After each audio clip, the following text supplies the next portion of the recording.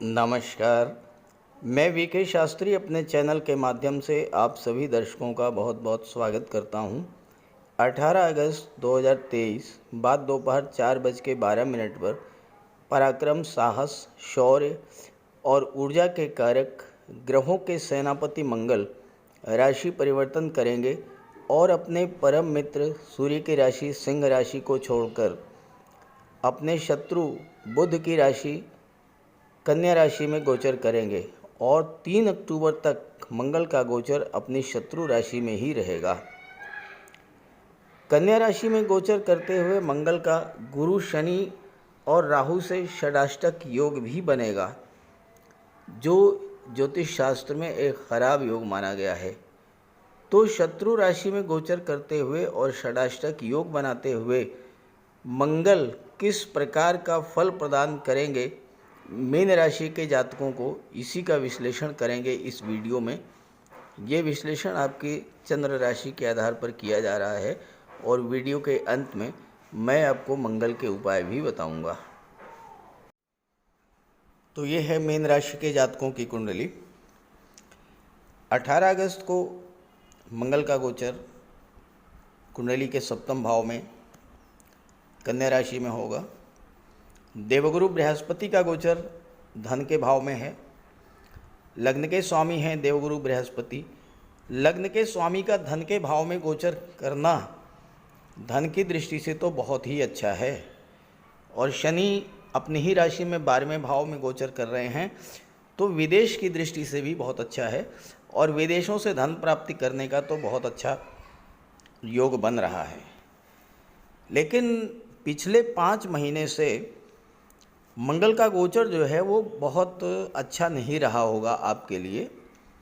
देखिए 13 मार्च को मंगल का गोचर कुंडली के चौथे भाव में था, अपनी शत्रु की राशि मिथुन राशि में। 13 मार्च से लेकर के और 10 मई तक मंगल का गोचर चौथे भाव में था। यहाँ पर गोचर करते हुए मंगल अगर मित्र राशि में हो या अपनी राशि में हो तो बहुत अच्छा रिजल्ट देते हैं, लेकिन शत्रु राशि में थे, इसलिए प्रॉपर्टी को लेकर के कोई विवाद जरूर खड़ा हुआ होगा।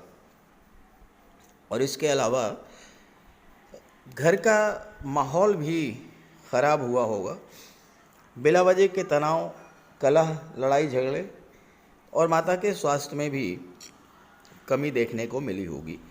और यहाँ पर गोचर करते हुए मंगल की दृष्टि दशम पर पड़ी, तो कार्य क्षेत्र में भी स्थितियाँ आपके अनुकूल नहीं रही होंगी। वहाँ भी बिला वजह तनाव, लड़ाई झगड़े और कलह का वातावरण बना होगा। बॉस और सीनियर्स का भी सहयोग नहीं मिला होगा। कार्य करने का माहौल बहुत ही ख़राब रहा होगा। आपका कोई प्रमोशन वगैरह का मैटर था, उसमें भी देरी हुई होगी। 10 मई को मंगल ने राशि परिवर्तन किया और राशि परिवर्तन करके पंचम भाव में आ गए। अब पंचम भाव तो कुंडली का सबसे अच्छा भाव माना जाता है और यहाँ पर 1 जुलाई तक मंगल का गोचर रहा। लेकिन चूँकि शत्रु राशि में गोचर कर रहे, नीच की राशि में गोचर कर रहे थे, कर्क राशि नीच की राशि होती है मंगल के लिए, तो नीच राशि में गोचर करने के कारण मंगल यहाँ भी आपको खराब फल ही दिए होंगे। संतान के साथ मतभेद हुआ होगा और या संतान की प्राप्ति में किसी तरह की बाधा उत्पन्न हुई होगी। और चूँकि मंगल की दृष्टि लाभ के भाव पर पड़ी, तो आपकी इनकम को भी प्रभावित किया होगा मंगल ने। चूँकि मंगल स्वयं में पीड़ित थे, तो आय के जो स्रोत आपके थे वो बढ़ना तो दूर की बात है, वो भी बंद हो गए होंगे। और 1 जुलाई को मंगल आ गए छठे भाव में। अब यहाँ पर सूर्य की राशि में थे, छठे भाव में वैसे भी मंगल बहुत अच्छा रिजल्ट देते हैं और ख़ास करके शत्रुता, कर्ज, कंपटीशन, नौकरी, इन सब मामलों में मंगल ने अच्छा रिजल्ट दिया होगा। लेकिन चूँकि मंगल और शनि का सीधा दृष्टि संबंध बन गया, इसके कारण मंगल पीड़ित हुए। और जब मंगल पंचम भाव में गोचर कर रहे थे कर्क राशि में, तो मंगल की दृष्टि अष्टम भाव पर पड़ी होगी और इसके कारण चोट चपेट, एक्सीडेंट, फोड़े फिंसी, high blood pressure, arthritis, joint pain, गुर्दे में पथरी, इस तरह की समस्याएं आई होंगी। संतान प्राप्ति में बाधा आई होगी और इसके अलावा आर्थिक संकट, धन संबंधी समस्याएं, रिलेशंस का खराब होना और फैमिली लाइफ और लव लाइफ में तनाव, कलह और सेपरेशन की स्थिति, ये सब पिछले 5 माह में ऐसा ही कुछ आपके साथ हो रहा है। कमेंट कीजिएगा। हालांकि अच्छा भी हुआ होगा, जिनके कुंडली में मंगल अच्छे रहे होंगे उनके साथ बहुत अच्छा भी हुआ होगा, लेकिन नेगेटिव प्रभाव कुछ ज़्यादा ही रहा होगा। अब मंगल आ रहे हैं कन्या राशि में और यहाँ पर जैसे ही मंगल आएंगे, एक तो शत्रु राशि, दूसरे शनि से षडाष्टक योग, गुरु राहु से षडाष्टक योग। तो आइए देखते हैं कि इसका क्या प्रभाव पड़ेगा आपके जीवन पर। शत्रु राशि में गोचर करते हुए भी मंगल आपके लिए अच्छा ही फल देंगे। क्यों और कैसे, इस बात को समझें। देखिए, किसी भी ग्रह का गोचर उन नक्षत्रों पर निर्भर करता है। गोचर का फल उन नक्षत्रों पर निर्भर करता है जिनसे होकर इनका गोचर होता है। कन्या राशि में 3 नक्षत्र आते हैं। 18 अगस्त लेकर के और 3 सितंबर तक मंगल का गोचर उत्तरा फाल्गुनी नक्षत्र में होगा। उत्तरा फाल्गुनी नक्षत्र सूर्य का नक्षत्र है, जो कि मंगल के मित्र हैं। 3 सितंबर से 23 सितंबर तक हस्त नक्षत्र में गोचर होगा मंगल का, जो कि चंद्रमा का नक्षत्र है, और इसके बाद चित्रा नक्षत्र में गोचर करेंगे, जो कि मंगल का ही नक्षत्र है। तो इस तरह से 23 सितंबर तक तो मित्र के नक्षत्र में और इसके बाद अपने ही नक्षत्र में। अब मंगल की दृष्टियों की बात करें तो मंगल की चौथी दृष्टि धनु राशि पर पड़ रही है। देखिए, 10वें भाव में 9 लिखा है। 9 का मतलब धनु राशि, जो कि देवगुरु बृहस्पति की राशि है। सप्तम दृष्टि मीन राशि पर, लग्न में 12 लिखा है। 12 का मतलब मीन राशि और इसके स्वामी हैं देवगुरु बृहस्पति। तो दृष्टियों के आधार पर भी चौथी दृष्टि और 7वीं दृष्टि अपने मित्र की राशि पर पड़ रही है और 8वीं दृष्टि तो अपनी ही राशि मेष राशि पर पड़ रही है। तो राशि के आधार पर भी मित्र राशि और अपनी राशि पर मंगल की दृष्टि पड़ेगी। तो इस तरह से नक्षत्र और दृष्टि के आधार पर मंगल अत्यंत शुभ फल देने की स्थिति में होंगे। जैसे ही मंगल कन्या राशि में गोचर करेंगे, तो जो व्यक्ति फाइनेंस या एग्रीकल्चर से संबंध रखते हैं, गेम्स या स्पोर्ट्स से संबंध रखते हैं, इंजीनियरिंग या टेक्नोलॉजी से संबंध रखते हैं, फायर रिलेटेड एरियाज से जुड़े हुए हैं, उनके लिए मंगल का गोचर बहुत अच्छा रहेगा।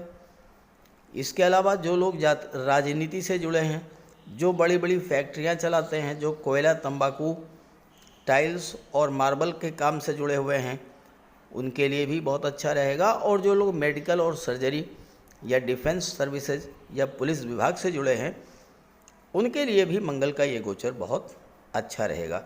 तो आइए समझते हैं कि 18 अगस्त से 3 अक्टूबर तक मंगल आपको किस तरह का फल प्रदान करेंगे। अब मंगल का गोचर कुंडली के 7वें भाव में है। कुंडली का 7वां भाव विवाह, पार्टनरशिप, दाम्पत्य सुख, सोशल इमेज और व्यापार, ये सब चीज़ें 7वें भाव से देखा जाता है। जब मंगल 7वें भाव में गोचर करेंगे तो इन सब चीज़ों पर मंगल का नियंत्रण होगा। अब 3 सितंबर तक मंगल का गोचर उत्तरा फाल्गुनी नक्षत्र में होगा, जिसके स्वामी हैं सूर्य, और सूर्य 6ठे भाव के स्वामी हैं। मंगल की चौथी दृष्टि दशम पर पड़ रही है, जहाँ से आपके कैरियर का विचार किया जाता है।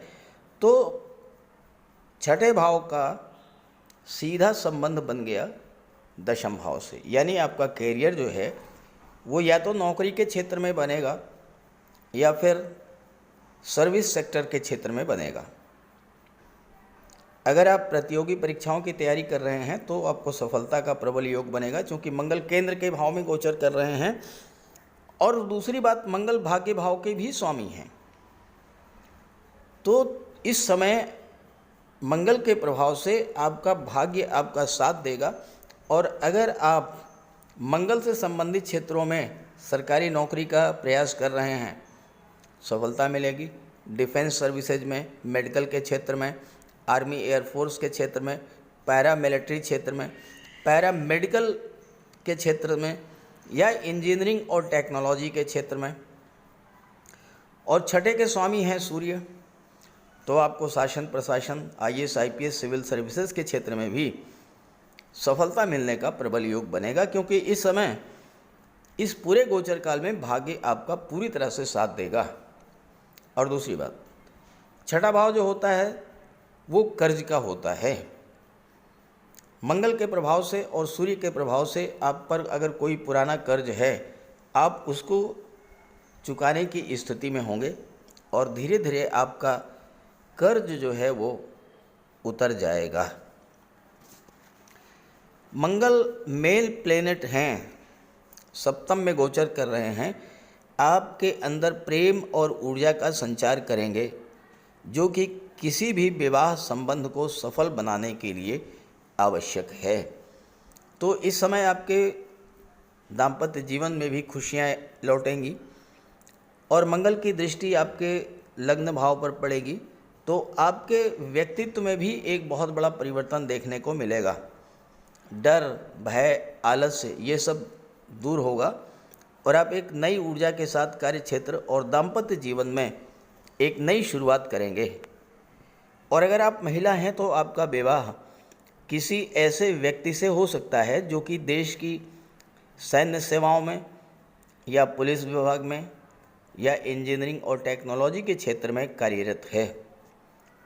और इसके अलावा किसी ऐसे व्यक्ति से भी आपका विवाह हो सकता है जो बहुत हाई स्टेटस का व्यक्ति है। पुरुषों की कुंडली में सप्तम भाव का मंगल जो है ये पति पत्नी के बीच शारीरिक और मानसिक समझ डेवलप करता है। हालांकि सप्तम में मंगल मांगलिक दोष भी उत्पन्न करते हैं, लेकिन ये तो गोचर की बात है, इसलिए मांगलिक दोष का कोई विशेष प्रभाव जो है वो नहीं पड़ेगा। अब 3 सितंबर को मंगल नक्षत्र परिवर्तन करेंगे और चंद्रमा के नक्षत्र में आ जाएंगे, यानी चंद्रमा कर्क राशि के स्वामी हैं। तो अब क्या होगा, अब मंगल का संबंध पंचम भाव से बन जाएगा और मंगल का संबंध जो है एकादश भाव से बनेगा। चंद्रमा अगर यहाँ पर होंगे तो चंद्रमा की दृष्टि पड़ेगी 11वें भाव पर, तो मंगल का संबंध 11वें भाव से, पंचम भाव से और भाग्य भाव से तो बन ही रहा है। अब पंचम भाव संतान का होता है। संतान उच्च शिक्षा के लिए विदेश जाना चाहती है तो विदेश जाने का योग बनेगा। साथ ही साथ इस समय आपके घर में कोई धार्मिक या मांगलिक आयोजन भी होगा और चंद्रमा के प्रभाव से आपके पिता के संबंध भी आपके साथ बहुत बेहतर होंगे। पंचम भाव जो होता है लव रोमांस का होता है और चंद्रमा जैसा ग्रह अगर पंचम का स्वामी है तो चंद्रमा तो बहुत ही सौम्य शीतल ग्रह हैं। लव रिलेशंस को एक नई मजबूती मिलेगी और लव रिलेशंस आपके जो हैं वो मैरिज में कन्वर्ट होंगे, इस बात का प्रबल योग बनता है। और सबसे बड़ी बात यह है कि मंगल धन के भाव के स्वामी हैं, लाभ के भाव से संबंध बन रहा है, पंचम भाव का भी संबंध धन के भाव से बनेगा। तो अब आपको अपने संतान से, अपनी शिक्षा से लाभ होगा और उससे आपको धन की प्राप्ति होगी। यहाँ तक कि आपको अपने लव रिलेशंस के माध्यम से भी धन की प्राप्ति होगी। अपने जीवन साथी के माध्यम से भी आपको धन की प्राप्ति होगी, हो सकता है, और ऐसा होने के प्रबल चांसेस हैं, क्योंकि भाग्य भाव के स्वामी हैं मंगल और धन भाव के स्वामी, तो भाग्य के सपोर्ट से धन की प्राप्ति का प्रबल योग बन रहा है। ये हो सकता है कि आपका इस गोचर काल में विवाह हो, आपका जीवन साथी कुछ ऐसा हो जो कि किसी जॉब में हो या कोई प्राइवेट व्यापार व्यवसाय कर रहा हो, उससे धन की प्राप्ति हो, ससुराल पक्ष से आपको धन की प्राप्ति हो, इस तरह के धन प्राप्ति का योग आपके लिए बनेगा। और अंत में जब मंगल अपने ही नक्षत्र में आएंगे तो मंगल का सीधा संबंध दूसरे भाव से और 8वें भाव से बन रहा है, तो धन भाव का संबंध भाग्य भाव से बन गया। इस समय 23 सितंबर के बाद से और 3 अक्टूबर तक आपके लिए धन प्राप्ति का और धन के संचय का प्रबल योग बनेगा। इस समय आप कोई निवेश भी कर सकते हैं, घर परिवार में सुख शांति भी बनी रहेगी, परिवार का विस्तार भी होगा। अब ये तो रहा मंगल का गोचर का प्रभाव। बात कर लेते हैं षडाष्टक योग जो बन रहा है। षडाष्टक योग से आपको क्या समस्या होगी? देखिए, मंगल से काउंट कीजिए 1 2 3 4 5 6, मंगल से छठे पर शनि और शनि से अष्टम पर मंगल, 6-8 का संबंध बना। ऐसे ही मंगल से अष्टम पर हैं गुरु और गुरु से छठे पर हैं मंगल, तो गुरु से भी 6-8 का संबंध बना। अब मंगल की दृष्टि कहाँ पड़ रही? आपके लग्न पर पड़ रही है। तो देखिए क्या होगा। मंगल क्रोध के कारक हैं, जल्दबाजी के कारक हैं, उग्रता के कारक हैं। छोटी छोटी बातों को लेकर के अचानक से आपको क्रोध आएगा। क्रोध आने से क्या होगा? चूँकि गुरु और राहु से भी षडाष्टक योग बन रहा है, राहु क्रोध को बहुत अधिक बढ़ा देंगे, एकदम से बढ़ा देंगे। तो उससे क्या होगा कि लड़ाई झगड़ा हो सकता है। और चूँकि शनि से षडाष्टक योग बन रहा है, तो शनि 12वें भाव में है जो कि कोर्ट कचहरी का होता है, तो कोर्ट कचहरी का मैटर भी बन सकता है। तो वाणी पर आपको विशेष नियंत्रण रखना, पहली बात। दूसरी बात यह है कि मंगल चूँकि ब्लड और सर्जरी के कारक होते हैं, जब चंद्रमा के नक्षत्र में गोचर करेंगे तो उस समय यानी 3 सितंबर से 23 सितंबर के बीच में, इन 20 दिनों में गर्भवती माताओं को विशेष रूप से सावधानी बरतनी होगी, क्योंकि मंगल जो है ब्लड और सर्जरी के कारक हैं। तो संतान की प्राप्ति अगर होती है तो ऑपरेशन की संभावना है। और इसके अलावा मंगल एक्सीडेंट्स के कारक होते हैं, दुर्घटनाओं के कारक होते हैं। कुछ भी हो, षडाष्टक योग तो फिर खराब योग होता ही है। अस्पताल के भाव से बन रहा है, परिवार के भाव से षडाष्टक योग बन रहा है, तो और स्वास्थ्य हेल्थ पर लग्न पर दृष्टि पड़ रही है, तो आपको स्वास्थ्य का विशेष ध्यान रखना होगा। और इसके अलावा वाहन चलाते समय भी आपको विशेष सावधानी बरतनी होगी। अगर आपने ये सब कर लिया तो मंगल आपके लिए बहुत अच्छा रिजल्ट देने जा रहे हैं 18 अगस्त से 3 अक्टूबर के बीच में। अगर आपको इस बीच में क्रोध आता है किसी बात पर भी, आप शांत बैठ करके और बजरंगबली का ध्यान कीजिए, हनुमान चालीसा का पाठ कीजिए और मंगल का उपाय करते रहिए, तो कोई समस्या नहीं आएगी। तो बात करते हैं उपायों पर। मंगल का सबसे बड़ा उपाय है बजरंगबली की उपासना करना। आप बजरंगबली की उपासना कीजिए, बजरंगबली के मंदिर में जाइए, उनके चरणों का सिंदूर अपने मस्तक पर धारण कीजिए, साथ ही साथ हनुमान चालीसा का पाठ कीजिए, बजरंग बाण का पाठ कीजिए। मंगलवार के दिन अगर आप व्रत रख सकें तो मंगलवार का व्रत रखिए। साथ ही साथ हनुमान जी को चोला चढ़ाइए। मंगलवार के दिन स्नान करने के जल में लाल चंदन या लाल पुष्प डालकर स्नान करें। स्नान करने के बाद लाल रंग के वस्त्र धारण करें।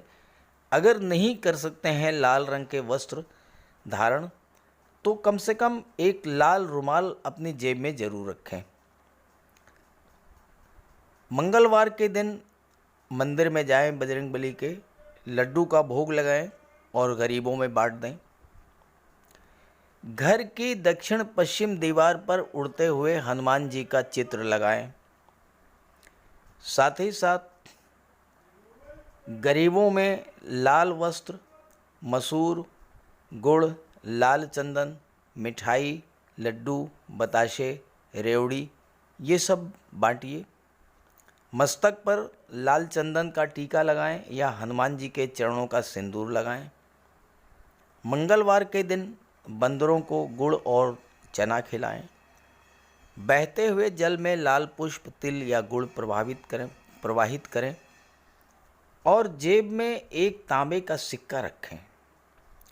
साथ ही साथ अगर आप मंगल के ये उपाय कर लेते हैं तो राहु भी नियंत्रित हो जाएंगे और शनि भी नियंत्रित हो जाएंगे, क्योंकि बजरंग बली की उपासना करने से राहु, मंगल और शनिदेव तीनों का ही उपाय हो जाता है।